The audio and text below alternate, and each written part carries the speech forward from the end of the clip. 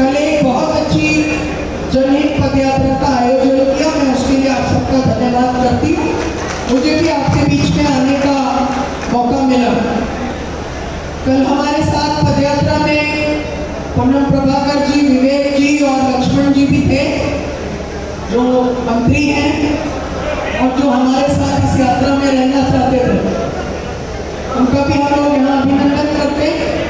आज वो एक जरूरी मसले पर कानूनी सलाह लेने के लिए दिल्ली जा रहे हैं, इसलिए यहाँ उपस्थित नहीं हो पाए।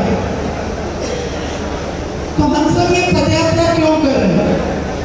बहुत सारे लोगों ने पूछा कि जब पार्टी सत्ता में होती है तो हमको पदयात्रा करने की क्या जरूरत है? लेकिन सवाल ये है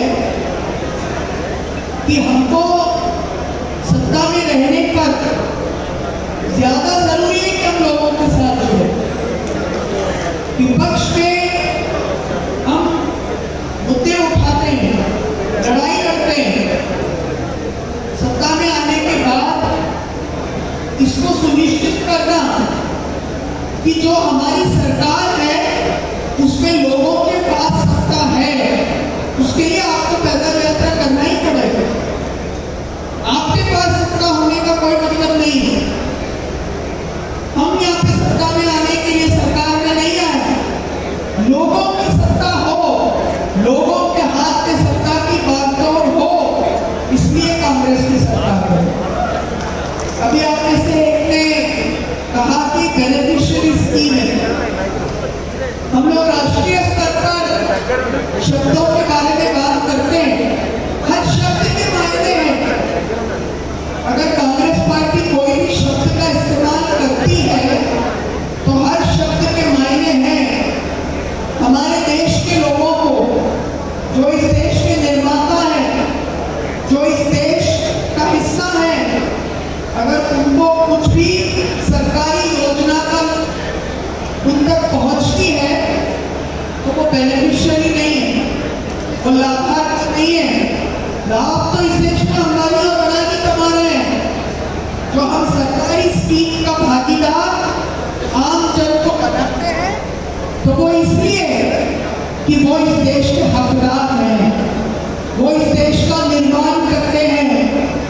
अगर वो लोग जो 3 घंटा काम करें, 2 घंटे भी हम लोग ठीक से काम नहीं कर पाते हैं। श्रमदान इसीलिए करते हैं, इसलिए नहीं कि उस हॉस्टल में पुताई हो जाए, इसलिए नहीं कि उस हॉस्टल में मिट्टी का काम हो जाए, बल्कि असल में हम वो श्रमदान इसलिए करते हैं कि हमको हमारा आईना दिखाई देता है। हमको पता चला ना कि 1.5 घंटे भी हम लोग काम नहीं कर पाते, और जब मजदूर ये काम करते हैं तो हम बोलते हैं कि आलसी है, कुछ काम नहीं करते। हमसे तो वो काम 1.5 घंटे भी नहीं किया गया। हमको तकलीफ हुई, हम हर 10 मिनट में खड़े हुए। तो ये कांग्रेस का फलसफा है कि हम जो सबसे आखिरी पंक्ति में खड़े हैं उसके साथ संवेदना के साथ जुड़े। लोकतंत्र में किसी भी तरह की चोरी के लिए कोई जगह नहीं है। अभी वोट चोरी के खिलाफ राहुल जी लड़ रहे हैं, लेकिन ये भी सही है कि राहुल जी जीवन भर अपने पूरे राजनीतिक काम में आपके अधिकार की चोरी न हो इसके लिए लड़े हैं। महात्मा गांधी नरेगा का स्कीम क्या है? आपकी मेहनत का पैसा औने-पौने गांव में नहीं दिखे। सबसे पूछो गांव में, तो गांव के लोग क्या बोलते हैं? मनरेगा आने के बाद मजदूरी महंगी हो गई है, बोलते हैं ना, सब बोलते हैं ये बात, है ना? तो कितना दुर्भाग्य है उस देश का जहां पे मशीनें महंगी है और आदमी सस्ता था, लेकिन मनरेगा ने उसको उल्टा कर दिया। मजदूर की आज उसका सम्मान है, उसको 25-30 रुपए में मजदूरी नहीं करा सकते, और जब 25-30 रुपए में करते थे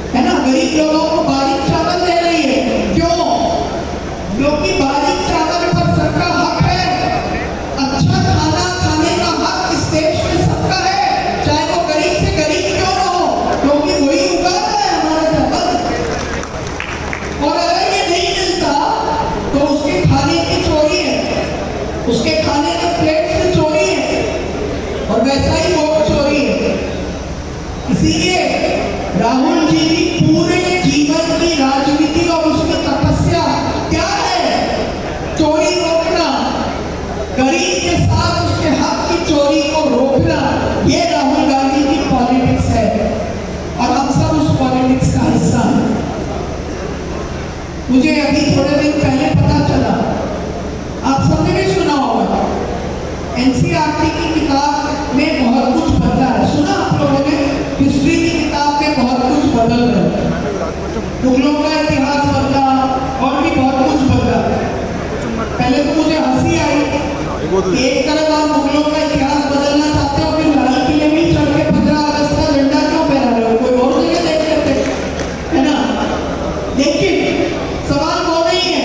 चलो हिस्ट्री में आपका अलग नजरिया होगा, हमारा अलग नजरिया है, लेकिन सबसे बड़ी बात क्या है कि एनसीईआरटी की किताब में शुरुआत में गांधी जी का